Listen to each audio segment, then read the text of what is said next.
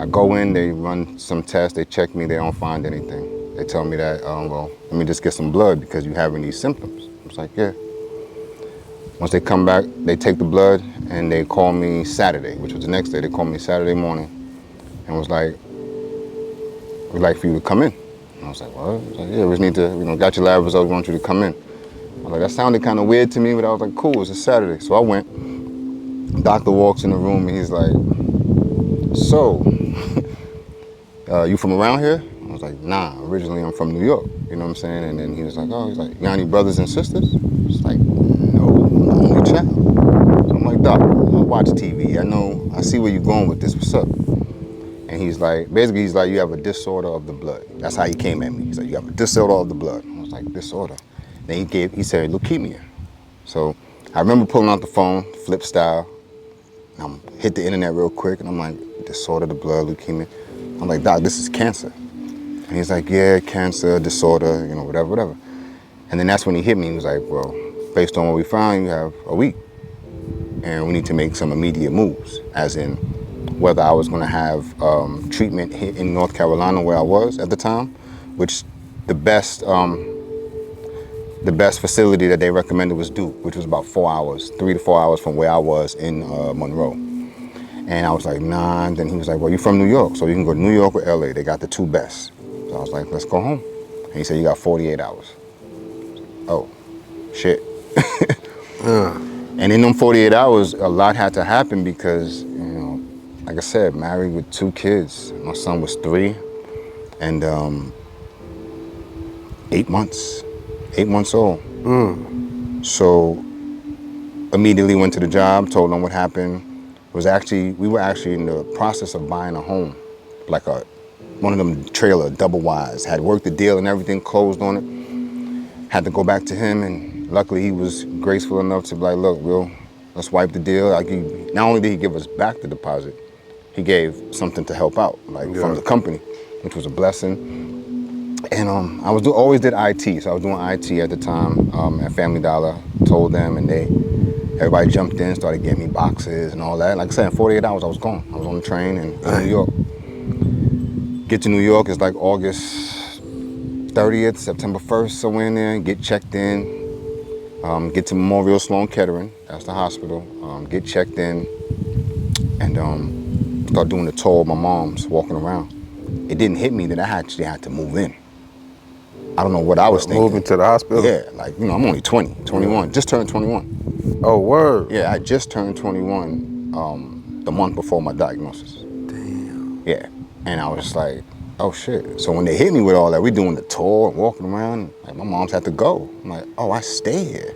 It was like, yeah. I was like, oh, shit. So that turned into, getting comfortable in there, and I had a shared room, I had a curtain, somebody on this side, that side, and then they ran the protocol. Came back to me with this big ass, like Yellow Pages type document. And in there was the protocol for me. And they said, well, it's 2 here. It's protocol A and it's protocol B. And based on everything that we put into the system about you, the computer's gonna generate what course of action we take. So I was like, what the fuck? Oh, okay. Yeah. I don't know nothing, you know what I'm saying? This is all new. I'm Yeah. the first in my family. No one else had cancer. This is like, oh shit. So they did that. I ended up with protocol A. I remember it clear as day. And I remember asking what was protocol B. Man said the opposite of A.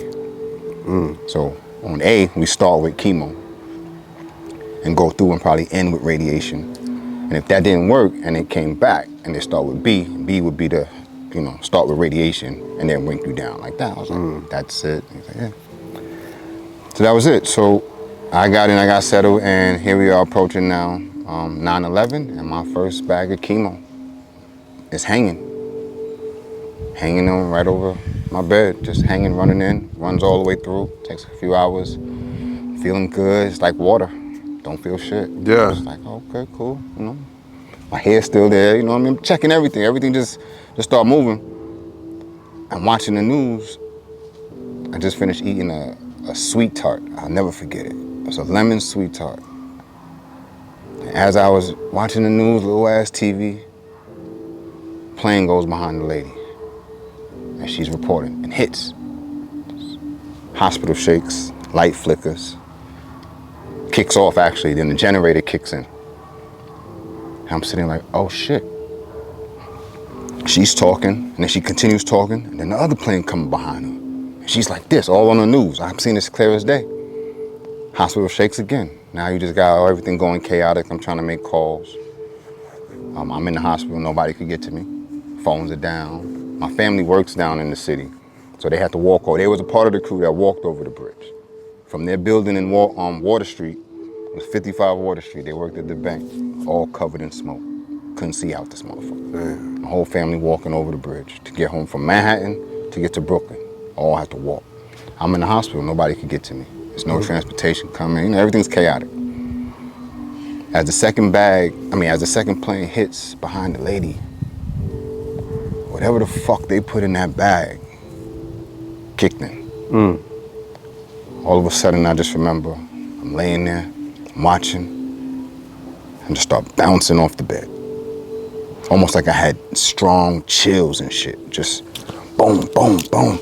And they coming in and they throwing blankets on me. And they're like, is he cold? And I remember the nurse getting on me like this, because I was bouncing so shivering, I guess, whatever you want to call it. Couldn't find out it was a reaction to the chemo. And the thing about chemo is that it strips everything. Good, bad, it don't fucking care. And it stripped me to my core. So bad so that it stripped everything. I had some type of intestinal something going on to where basically I couldn't eat for 3 weeks straight. Not a motherfucking thing. I could have ice chips, that's about it. No food, no nothing for 3 weeks. Why? My stomach got fucked up from the chemo. I caught a yeast infection in my blood from the ports. Yeah. And they couldn't feed it. They can't feed it. Anything you give it is like sugar. It's yeast. You know what I'm saying? So it's gonna grow and it's gonna kill me. So you can't eat. So I'm just getting antibiotics every day. The part that I probably never really spoke enough about, and why I guess for anybody who knows me knows I'm very anti-Western medicine. I don't fuck with none of them. If I don't have to, leave me alone. I was in that bed, you're talking about I'm 20 years old, or 21. You got 6 doctors, white coats, coming to my room every fucking morning at 6 o'clock, 6:30 as they do their rounds. I open my eyes, just white coats standing over me. And the only thing they speaking over me is, you don't look good, I don't think you're gonna make it today. Every fucking day. Yeah. So I'm already like, this shit don't feel right. Like, oh, there's white coats over me and shit. I'm on some Klan shit in my mind. Like, this shit just feel like, y'all, I don't like it. Yeah. I don't feel like you're really trying to do something for me. Right. I feel like I'm just a statistic. You're gonna run this course, you're gonna see what happened, you're gonna document, and then the next person gonna come, you're gonna say, well, hey, you know, this is how it go, and this is your chance of this, and this is your chance of that. Nah, I need to be really taken care of and addressed. And I don't feel like they was doing that to me. So they would stand over and every day was just like, you're not gonna make it. You're gonna die. That's what they would tell me. You're going to die. A word? When I went in, I was Christian minded. By the time I left that bitch, Yeah. I don't even want to talk religion. I done shut everything off. No religion. I was in there and I was on the internet, and I came across something where it was a nurse. She was taking care of patients in Canada with green tea before it became a thing out here. Remember, this is 2001.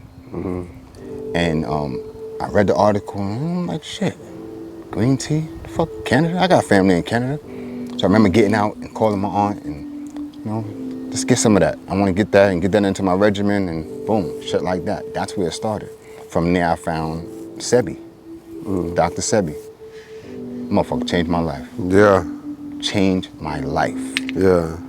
You can't talk bad about him to me. You see what I'm saying? And even if you did respectfully, that's just your opinion. There you but go. I know what I got out of that. Yeah. And I know what I've done for others because of that knowledge and insight. You feel me? So when I came across that, it was like, oh my God. It was like, between that and, you know, the little pieces I got out of the Bible, that, because that's the mind I was at, where it was like David mentioned something about his blood being cleaned with hyssop. I went looking for that bitch. And I found it. And I took it. That's the type of time I was on. Yeah. Family being Caribbean, it was like, yo, I used to always watch them go into the backyard, grab something, come inside, put it in the pot. Here. And drink it. Shit. Yeah. Okay. So something to that. So I knew when I came across, you know, all this Sebi info and all this about your body, I was like, all right, he ain't wrong. Something to that, because I know my people do it all the time. Orange peels hang in, they boiling everything, and we drinking it. So I got to be something to it. And I'll tell you, I had 4 to 5 maybe situations where they just like, I don't even know how you still here. From this gastro thing, where they didn't understand how to heal it. They put tubing in my nose, ran it into my stomach. All day it pumped out black stuff, some black acid. Damn. Right next to me, all day, just pumping. Catheter, because I couldn't do nothing on my own, all that. None of this stuff I knew how this shit went. I'm a 20-year-old from Brooklyn. Yeah. I'm a straight fucking thug. Young, you know what I'm saying, street. I don't know nothing about none of this. So they did that, they put the tubes in, that didn't work, you know, they pumped it out, whatever. They actually came to a point where they were saying, look, we just gonna have to give you a bag. They're gonna cut me and give me the colostomy bag or whatever it is, because my stomach wasn't healing. So I say, people, you gotta know your power. I told them, wait. He came in the room, people came, my uncle was there, he can attest to this. Came in the room, said, yeah, we came to get you, to take you downstairs for your x-ray. I mean, for for the procedure. I said, test me first. He says, what? I said, test me. I said, it's my money, run another test before you go and cut me. Says, all right, I'll tell the doctor what you said.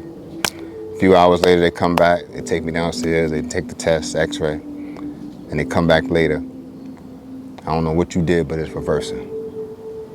Oh, okay, cool, then you don't have to cut me, right? He's like, nah. Now, mind you, prior to that, the shit was just getting worse and worse and worse. So did something mentally happen? Me, yeah. Like what describe the shift of mindset that made this transpire or allowed it to transpire? I think the most important thing that I didn't mention, which is probably the most important, is that the moment he told me my diagnosis, I said it was just a cold. Everybody around me cried except for me. I was just like, it's just a cold. Yeah. What I won't do is accept that shit. I heard cancer, I heard disorder, I heard blood, I heard 1 week, I heard all this shit.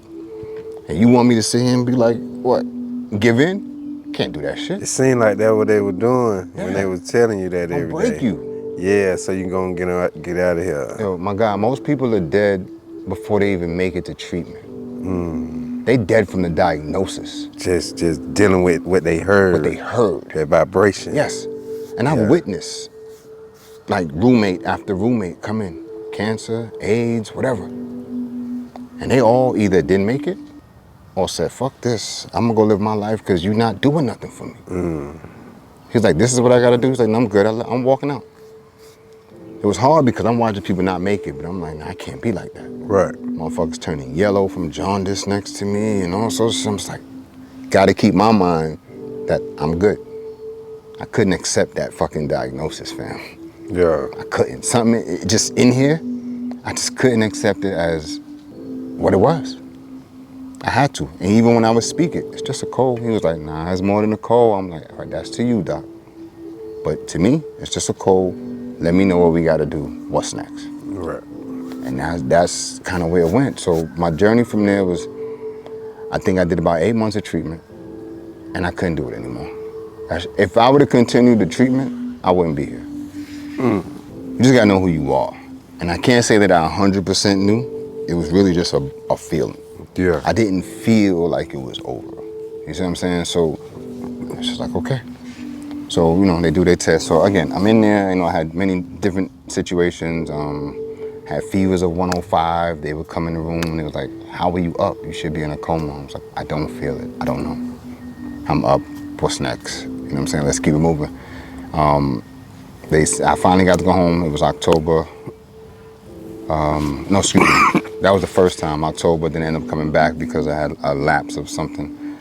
Then I finally got to go home in April of the next year. But here's what happened. I went to them and I said, well, I'm ready to move. I don't want to be in New York no more. Where else can I go? Of course, they was like, well, Atlanta or LA. I said, cool, I'm gonna come to the A. Because they had Emory. They told me I was next best hospital. Cool.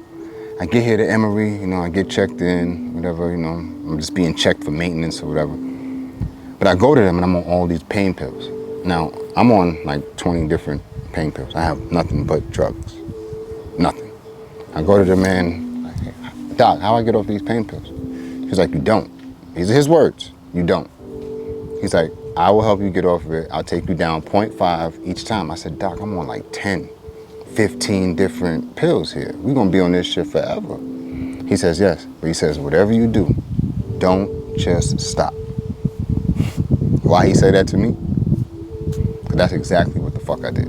I went home, I said, what? Took the prescription that he wrote for more pain pills, ripped that shit, tossed it. I called my grandmother. My grandmother is, respectfully, Jesus' #1 fan. And I mean that respectfully. Like, if you want to find somebody to look at and see who models the Bible, you know, and my grandmother's it. G-Ma is it. Like, you know what I'm saying? I called her, I said, hey, Granny, if you believe that God healed you, what do? She says, just what you said, believe and don't look back. I said, all right, cool. I got an announcement to make. I'm walking away from medicine. She was like, okay. That was it. No hesitation. She was like, God already told me you're good. She was like, okay. I said, yeah, I can't do this no more. One, they gave me $1,200 a month in Social Security for a family of 4. Then when I go for my maintenance phase of medication, this lady asked me for 900 of it. Said, Miss, how I pay rent and all this other shit? What, 900? I had insurance, but I had maxed it out. It was Cigna. It was really good at the time too. 350,000, maxed out, gone. I still needed more. And there was none. You know what I'm saying? Like all this other shit people was throwing out, there was nothing. So I was like, all right, cool. So I can't survive off of that. That ain't gonna work for me, man. So that's when I made the decision, like, yeah, I need to leave all this shit alone. And I walked away, ripped it up, threw it away. I went and got a job because I had to, you know, I had tubing in me and I was throwing the paper, AJC, 400 a week. How you was feeling at the time? I was throwing up on my routes. Yeah. Yeah. My energy level would be good as long as I wasn't on anything. Like I would always recover, and then when I have to go back for a treatment, no matter what it was, a pill, a shot, or something like that, then I would go back down again. It was a cycle every single time. Everything from surgery on my top of my head, I had spinal taps over and over, told me I would never walk again, all that shit. No kids, I had 2, I got 5. Those are all my doings, fam. And that's why I get I'm so passionate about this shit, because it's like, you gotta know who you are. We gotta know our power as people and what is it that we are capable of doing, and stop listening to motherfuckers. They speak shit over you, that don't mean that it's accurate. That don't mean that that's your destiny. Because leave it to them, I wouldn't be here talking to you.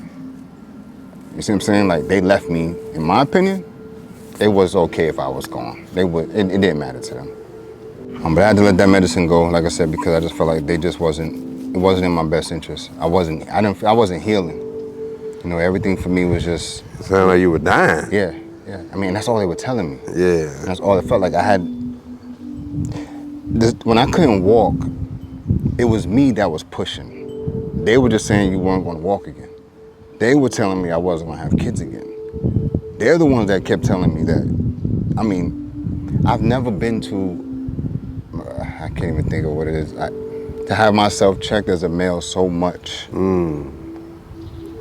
But I did that shit because when I started working when I started following Sebi for real, like really got into it and made this my lifestyle after that shit, it was like all this shit that I'm doing, I had to reset myself. And that's what I was focusing on. How do I remove those toxins? And what is it that my body really needs that I need to put back in, and where do I get it from? Yeah. So these are the questions that I had, and these are the answers that I was getting. And so I started looking, it's like, well, detoxing, okay, and not just when we think of detox, I grew up in the hood, detox was an X-Lax or some shit, but I'm talking about like a full body, going through your organs and removing toxins and metals and all these chemicals that you just, pick up on a daily. So I had to get into that and then learn about what it is that our body needs, what makes our body move. Why are we different from others? Why is it that, they feel like they can give me the same thing that they can give, fuck it, I'm gonna say it, white people.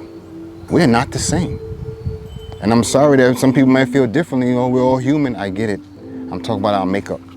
What might work for y'all do, this is for y'all. Yeah. Our bodies, these melanin bodies, not supposed to fuck with that shit. I wholeheartedly believe that. And if you do, it's imbalance. Take control of it. Meaning because they'll tell you flat out, chemo is a poison that just wipes. If you're not putting nothing back in, if you're not balancing this shit out, then you lost. Not to mention, the 4 times that they said I almost died was never from leukemia. It was all side effects. All. There was not one time they came in, outside of the first initial time and said I was diagnosed and given a week, that when they were saying it don't look good, it was because of the leukemia, the cancer. I was battling side effects from medication, side effects from that combination of medication, you know what I'm saying, shit like that. Oh, this happened, well, let me heal this. And while we heal this, The domino this effect. happened. Yeah. So meanwhile, you're on pause from your treatment because they can't treat you if they're healing all the other shit. So when I was coming in with high fevers and, oh, you can't walk, you can't this, they just like, well, how you doing this? I was like, I believe. I just laughed, like, I believe. Again, it was just that non-acceptance of this being the end. My kids were, like I said, 3 years old and 8 months. I didn't see them for months. They're not allowed on the cancer floor. I keep it a buck. I got to see them one time because she snuck them up. Other than that, she had to come get me and I had to be brought downstairs to them. My son was 8 months old. I put him on my lap. I wasn't even strong enough to hold him at 8 months. As soon as she starts doing all of this, I had to let him go. Me and him get left home alone. We crawled together because I couldn't walk. But as a father, like, my legs wasn't working. Like, no, this was dead. You see what I'm saying? But Yeah. I had to crawl. I crawled around the house. I got carried up the fucking steps as a man. I got carried on the back of a female to get upstairs. Wife at the time. So what did that do to change your outlook on life? I became angrier at the system itself. Like, I became angry in that sense, like, this shit it's criminal, in my opinion. Like, why are you doing this? Like, I'm coming across shit. You taking, like, your drugs are basically just our herbs and shit, but you put shit in it that makes people dependent and all this makeup. Like, why are y'all doing this? You mean to tell me you can't find another way to heal people of this shit? But then you want me to turn around and believe you up there in fucking Mars doing X, Y, Z, but you can't heal this shit right here? Without causing all these other complications. You mean there's no way to zero in on what we got going on? So I had to look at it then. What the fuck is cancer?